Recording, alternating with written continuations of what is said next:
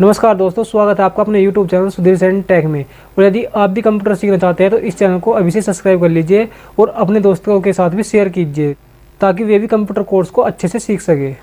वैसे तो हम एक्सेल की कई सारी बेसिक चीज़ें जान चुके हैं, लेकिन आज की क्लास में हम कुछ और नई ऐसी बेसिक चीज़ें सीखेंगे जिनकी हमें आगे ज़रूरत पड़ सकती है। जैसे कि एक्सेल में हम रो और कॉलम तो जानते ही हैं, लेकिन अगर ज़रूरत पड़ने पर किसी टेबल में रो और कॉलम हमें जोड़नी पड़े, यानी कि एक लाइन और जोड़नी पड़े या एक लाइन घटानी पड़े या एक से ज़्यादा लाइन जोड़नी पड़े या घटानी पड़े, तो उसको कैसे जोड़ेंगे या घटाएंगे। तो ठीक है, हम जानते हैं। सबसे पहले हम देखेंगे रो या कॉलम इंसर्ट करना। जैसे हमें 1 और 2 के बीच में एक रो और ऐड करनी है, या फिर हिंदी और गणित के बीच में हमें एक सब्जेक्ट और ऐड करना है, यानी कि एक कॉलम और ऐड करनी है। तो कैसे करेंगे? देखिए, हमें जैसे 4 के ऊपर एक रो और ऐड करनी है या फिर 3 के ऊपर एक रो ऐड करनी है, तो हम सबसे पहले 4 वाली रो को यानी कि 6 को यहाँ से सिलेक्ट करेंगे और राइट क्लिक करेंगे और इंसर्ट पे जाएंगे। तो ये देखिए 4 के ऊपर एक रो हमें और मिल गई। यदि हमें मान लिया एक साथ 3 रो ऐड करनी है तो हम क्या करेंगे, हम यहाँ से 4 वाली रो को सिलेक्ट करेंगे। ये देखिए सिलेक्ट हो गई। नीचे तीनों को सिलेक्ट कर लेंगे और यहाँ से राइट क्लिक करेंगे और इंसर्ट पर क्लिक करेंगे। तो ये देखिए 4 से ऊपर हमें 3 रो और मिल गई। या फिर इसका एक तरीका और है, हमने तीनों को सिलेक्ट कर लिया और यहाँ पर इंसर्ट का ऑप्शन दिख रहा होगा, यहाँ से क्लिक करेंगे और इंसर्ट शीट रो पर क्लिक करेंगे। ये देखिए आप यहाँ से भी रो को ऐड कर सकते हैं। अब इसी प्रकार यदि आपको कॉलम ऐड करनी है, जैसे हमें हिंदी और गणित के बीच में एक कॉलम ऐड करनी है, तो हम यहाँ से गणित वाली कॉलम को सिलेक्ट करेंगे और राइट क्लिक करेंगे और यहाँ से इंसर्ट पर क्लिक करेंगे। तो ये देखिए हिंदी और गणित के बीच में हमें एक कॉलम और ऐड कर दी। यदि हम यहाँ पर एक सब्जेक्ट और जोड़ना चाहे तो जोड़ सकते हैं।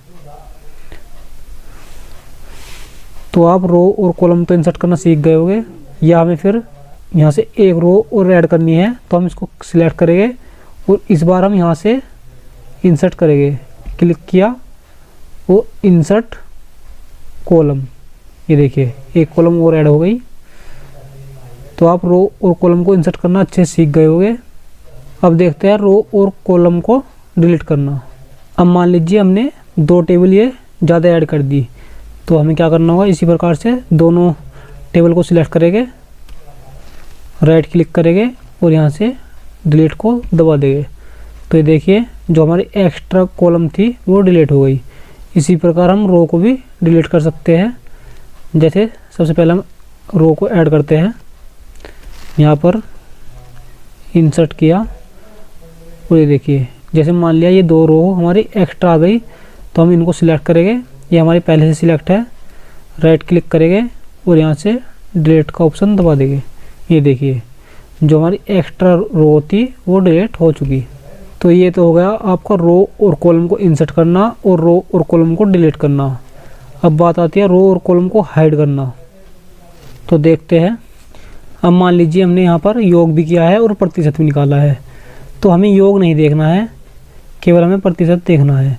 और यदि हम प्रिंट करें तो हमें योग ना दिखाई दे, केवल प्रतिशत यहाँ पर दिखाई दे। तो हमें यदि ये वाली कॉलम हाइड करनी है तो हम कैसे करेंगे, सबसे पहले यहाँ से सिलेक्ट कर लेंगे।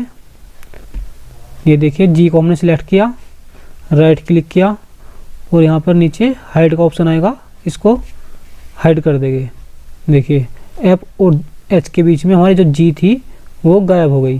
वो है तो यहीं पर, लेकिन हमें दिखाई नहीं देगी। अब इसी प्रकार यदि हमें मान लिया नितिन के नंबर नहीं देखने हैं, तो हम क्या करेंगे, यहाँ से नितिन वाले रो को सिलेक्ट करेंगे, राइट क्लिक करेंगे और यहाँ पर हाइड कर देंगे।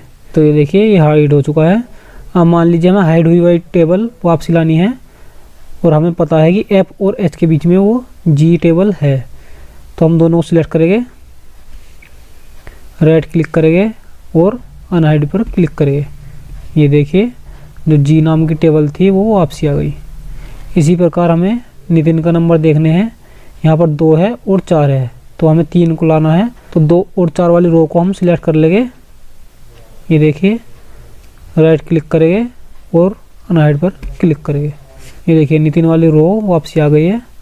तो हम हाइड करना भी सीख गए। अब देखते हैं रो और कॉलम के साइज को बदलना। अब मान लीजिए हमें यहाँ पर नाम कुछ बड़े बड़े लिखने हैं, तो हमें इसके साइज को थोड़ा बढ़ाना है। तो हम क्या करेंगे, बी और सी के बीच में क्लिक करेंगे। देखिए दोनों तरफ एरो आ चुके हैं, यहीं पे क्लिक करेंगे और देखिए ऐसे बढ़ा देंगे। तो ये देखिए हमारा बी वाला जो कॉलम है उसका साइज बढ़ गया। इसी प्रकार यदि हम घटाना चाहें तो यहाँ पर क्लिक करेंगे और ऐसे सरका देंगे। देखिए ये घट गया। इसी प्रकार यदि आप रो के साइज को कम बढ़ती करना चाहें तो यहाँ पर क्लिक करेंगे, दोनों तरफ एरो आ गया और यहाँ से पकड़कर इसको बढ़ा देंगे। देखिए ये बढ़ गया। अब हमें वापसी वहीं पर ले जाना है, तो हम यहाँ से क्लिक करेंगे और ये देखिए घटा देंगे। तो ये भी बहुत आसान है। अब मान लीजिए आप एक से ज़्यादा कॉलम की एक साथ हाइट को बढ़ाना चाहते हैं, तो आप जितनी भी कॉलम की हाइट को बढ़ाना चाहते हैं उन सभी को एक साथ सिलेक्ट कर लीजिए। देखिए जैसे हमने इतनी सिलेक्ट कर ली, तो किसी एक कॉलम के बीच में जाइए और उसको जितना बढ़ाना है उतना बढ़ा लीजिए। तो देखिए एक साथ सभी की हाइट उतनी ही बढ़ जाएगी। इसी प्रकार यदि आपको एक साथ एक से ज़्यादा रो की हाइट बढ़ानी है तो यहाँ से आप क्लिक करेंगे तो किसी एक रो को यहाँ से बढ़ा देंगे। तो देखिए सभी की एक साथ हाइट बढ़ चुकी है। इसमें एक बात और है, जैसे मान लिया आपको किसी की हाइट अलग है, जैसे मान लीजिए इसकी चौड़ाई यहाँ से हमने ज़्यादा कर दी और इसकी ज़्यादा कर दी, लेकिन हम सभी की हाइट एक सी करनी चाहते हैं। तो हम सभी को सिलेक्ट करेंगे और यहाँ से फॉर्मेट वाले ऑप्शन पे जाकर ऑटो फिट कॉलम विद पर क्लिक करेंगे। ये देखिए सभी जो है हमारे एक समान हो चुके हैं। अब इसी प्रकार मान लीजिए हमें रो को किसी का साइज हमारा कुछ है और किसी का साइज अलग है, तो हम सभी को सिलेक्ट करेंगे। तो ये पहले से सिलेक्ट है और यहाँ पर फॉर्मेट में जाएंगे और ऑटो फिट रो हाइट पर क्लिक कर देंगे। ये देखिए सभी की हाइट एक समान हो चुकी है। तो ये ऑप्शन बहुत ही कमाल का ऑप्शन है। इसमें क्या होता है कि जो आपने इसमें कंटेंट ऐड किया है वो उसके हिसाब से अपने आप फिट हो जाएगा। जैसे ये देखिए गणित का साइज इतना है और हिंदी का साइज इतना है, तो बिल्कुल उसी के हिसाब से बिल्कुल फिट दिखाई देगा। अब इसके बाद नंबर आता है सीट को रीनेम करना। तो हमने आपको पहले ही बताया था, जो बाय डिफ़ॉल्ट आती है इसमें 3 सीट आती है यहाँ पर, सीट 1, सीट 2 और सीट 3। अब यदि हमें मान लिया इसका नाम चेंज करना है, जैसे सीट 1 लिखा हुआ है और हमें इसमें लिखना है रिज़ल्ट, तो इस पर डबल क्लिक करेंगे तो यहाँ पर लिख देंगे RESALT रिज़ल्ट और छोड़ देंगे। देखिए जो हमारी सीट 1 थी उसका नाम रिजल्ट हो चुका है। अब मान लीजिए हमें इसके बाद किसी सीट को डिलीट करना है, तो यहाँ पर क्लिक करेंगे और राइट क्लिक करेंगे और डिलीट कर देंगे। तो ये देखिए पहले यहाँ पर 3 सीट थी, अब केवल 2 सीट रह गई है। अब इसके बाद ऑप्शन आता है सीट को हाइड करना। अब हमने यहाँ पर डिलीट करना तो सीख लिया है। यदि हम ऐड करना चाहें तो यहाँ पर लाकर हम ऐड भी कर सकते हैं। ये देखिए सीट 4 आ चुकी है क्योंकि हमने सीट 3 डिलीट कर दिया है, तो इसलिए ऑटोमेटिक यहाँ पर सीट 4 आ चुका है। अब ऑप्शन आता है सीट को हाइड करना। मान लीजिए हमें ये रिजल्ट वाली सीट को हाइड करना है, तो हम क्या करेंगे, इस पर क्लिक करेंगे और राइट क्लिक करेंगे तो यहाँ पर हाइड वाला ऑप्शन है, इसको दबा देंगे। ये देखिए सीट 1 हमारी हाइड हो चुकी है।